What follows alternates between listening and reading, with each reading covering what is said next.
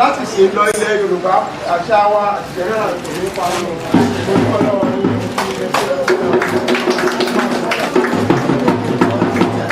ẹjọba àpàtẹ́wọ́ fún TK tó lẹ́yìn láàrin. Wọ́n ní àwọn artiste náà kọ́ fẹ́ fún náà.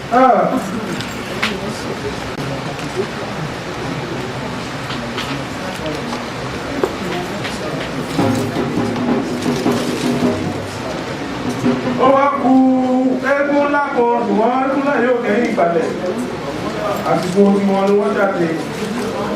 Ẹjọ́ bá mi pàtẹ́wọ́ fún Olagbaju Laimon Ayinlara tí ọ̀pọ̀lọpọ̀ wá mọ̀ sí àjò bí ewé. Àtẹ́wọ́ yẹn ò tó, àtẹ́wọ́ yẹn ò tó, àtẹ́wọ́ yẹn ò tó,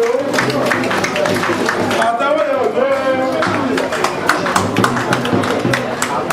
Bàbá wa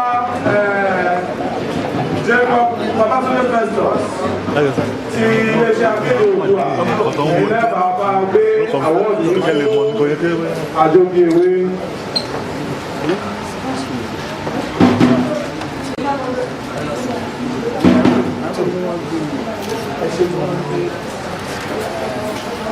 Ìṣẹ́ṣí làgbà.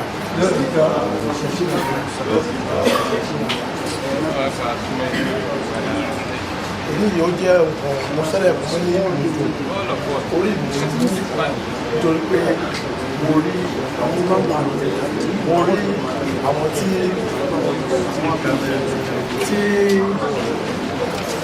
àjọ ìṣèrántí àwọn nítorí ìgbàlẹ̀ tí ẹ̀ bá pọ̀ sí kó máa ṣe lọ ilé tí ẹ̀ tó pọ̀ àti ètò ìgbàlẹ̀ ojú tí àwọn ó ju ètò wọ̀ ẹni ọ̀rẹ́ mi yìí láti wá bí ṣe ṣàwọn ṣùgbọ́n a máa ń sọ̀rọ̀ nípa ọ̀rọ̀ àṣà wa ilé kí ni nǹkan tí a lè fún àwọn òkèèrè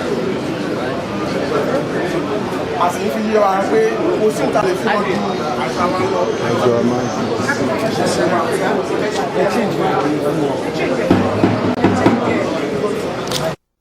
ìṣẹ̀ṣe wa àti àṣà wa lọ.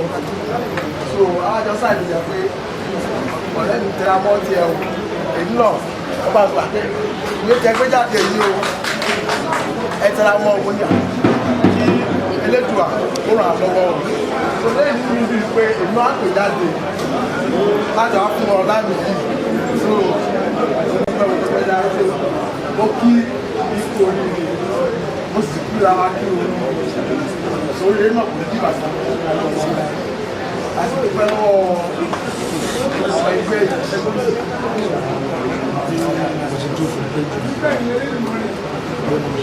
special recognition present to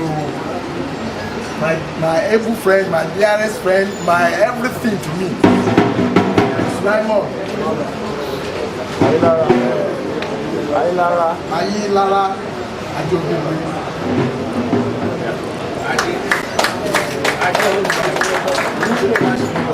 And you sort of do you. I should give you. I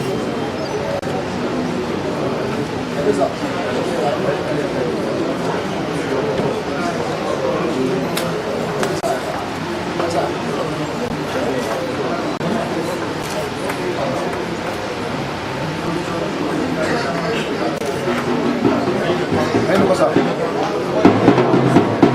Yes, I know. Sorry, sir.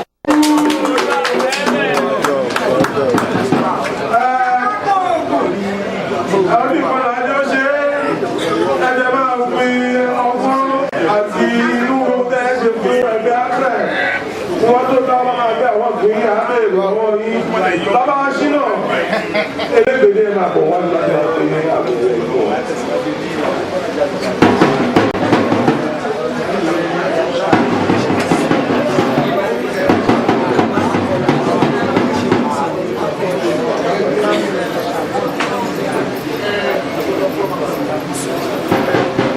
Ajọ́ máa bọ̀ lápá àbújẹ́.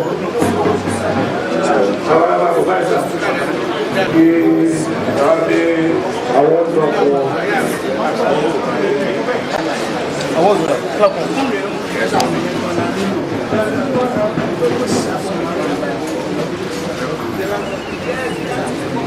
Ní orúkọ ẹgbẹ́ àgbẹ̀. Ilé ìṣàwọ̀ fún ọlọ́run ẹ̀dùn lówó ẹ̀dùn lọ́rọ̀ gbogbo wa dùn lówó àdùn lọ́rọ̀ ìwájú abẹ́ ilé ẹ̀mí.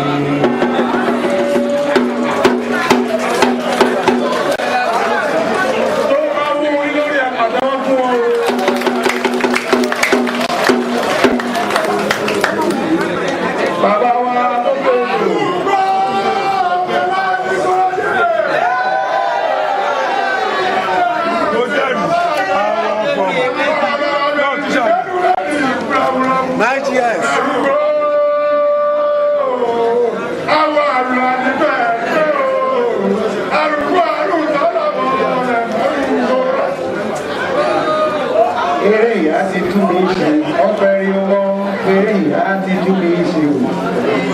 Pẹ́kìrẹ́kì alájá ajá kẹ̀kẹ́ lọ́nà oko. Pẹ́kìrẹ́kì alájá o, ajá ti kẹ̀kùn lọ́nà oko. Ṣáájá ni ó ṣọdẹ àbẹ́kù o.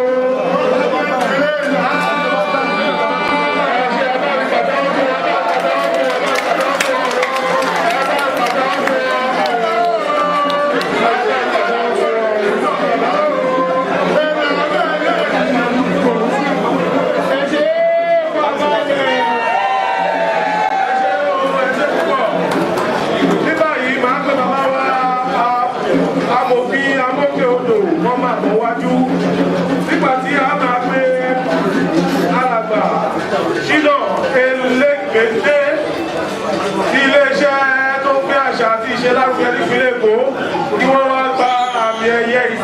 pàtàkì gẹ́gẹ́ bí ẹni tó ti sapá wọn fún ìgbélárugẹ àṣà àti ìṣe ẹ máa bọ̀ wájú.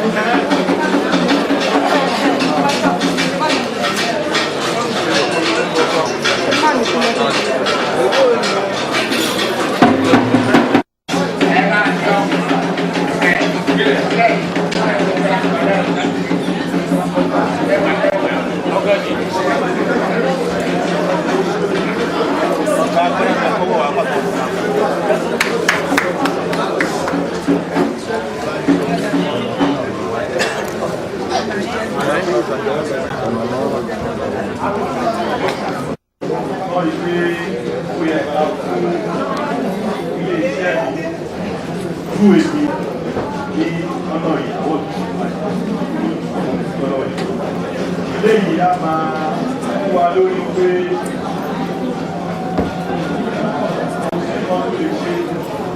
ó ṣe bí ó ṣe ìgbóga náà ní aráyé owó ẹ̀ láti fún ọmọ ẹlẹ́ṣẹ̀ tábà kú látó lè ríṣẹ́ ọwọ́ wa ó lè léyìí ó fẹ́ ṣe máa jẹ́ aṣojú ọmọ ọmọdé ìbọn sọ̀kú sọ̀yà sábà wá yọ̀ọ̀sùn lẹ́nà ìfẹ́ máa wọ̀ wá ní ṣáájú àpò láwọ̀ rẹ̀.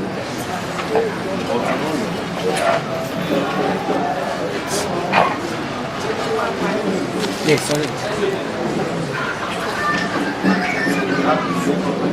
Want to go? Yes. Go.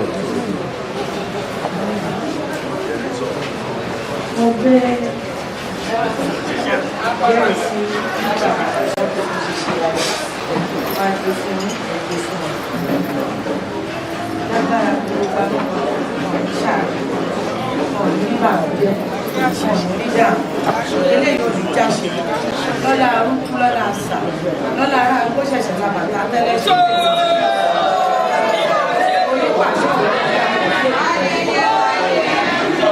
èyí tí mo fi ránṣẹ́ sí àbàwọ̀n ẹlẹ́dàá èyí jáṣe mọ́ ọwọ́ náà máa fi gbà mọ́ ẹ̀rọ rí bàbá jẹ́ ó yà wọn rí ẹ̀fúnfún lẹ́lẹ̀ atẹ́gùn burúkú ní fẹ́ lù wọn ní rí dààmú ẹ̀yin náà tẹ́ wá bá wọn gbà torí ẹ̀yin náà ní kọrin á ń di àṣẹ bẹ́ẹ̀. Princess Kuraka Amore.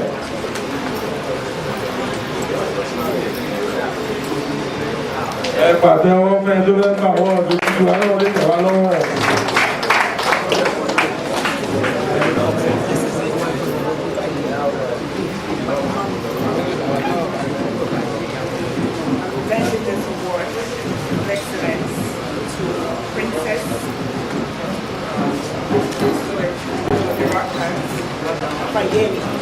Princess Moderaka Yeye, heirloom of Acacia, in recognition of their tremendous contribution to Lagos traditional culture, in celebration of Isese Day 2000, by the Association of African Traditional Religions, Nigeria and overseas at Trade on this day.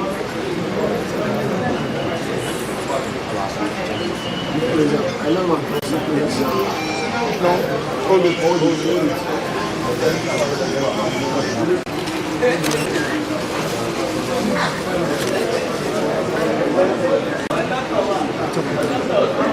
Down alone.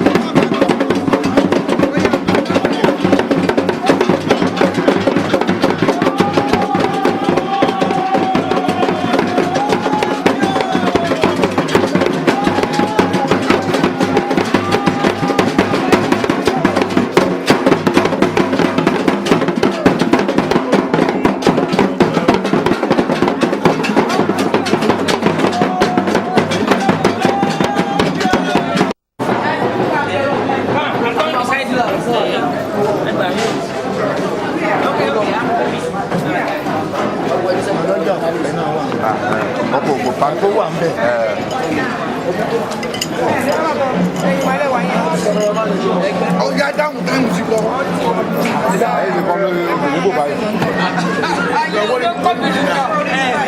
Bàbá obìnrin làwọn. Ó ti tó. Oh yeah, mo débi o, bring here. Come here. You got it?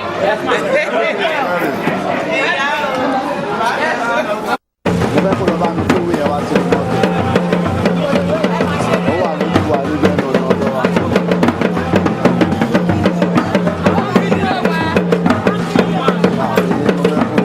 Ìjọba ń péwé tó wà lẹ́nu ọ̀nà yìí rẹ̀ wá nínú ọ̀dọ̀. Èyí àwọn tí kí ní ìyá lẹ́lẹ̀.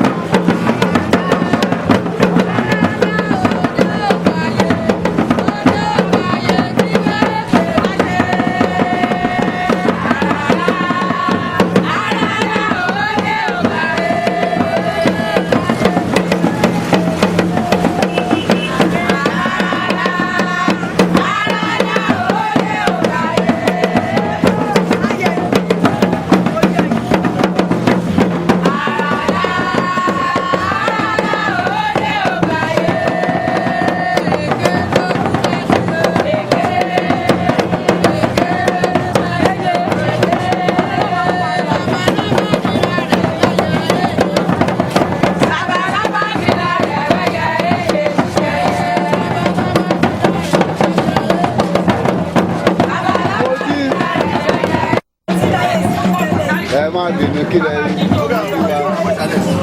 Àti àdígbélà ẹ náà kọ́. Wọ́n ti jáde. Ẹ jẹ́ máa bọ̀. Ó yá ó yá.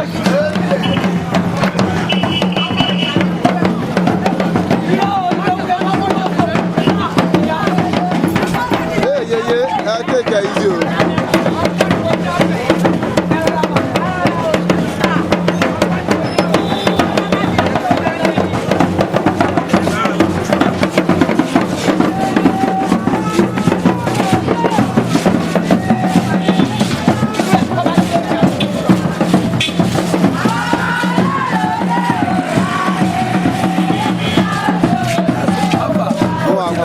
Mi ti lọ ṣe bóyá Ìbàdàn máa ti ṣe.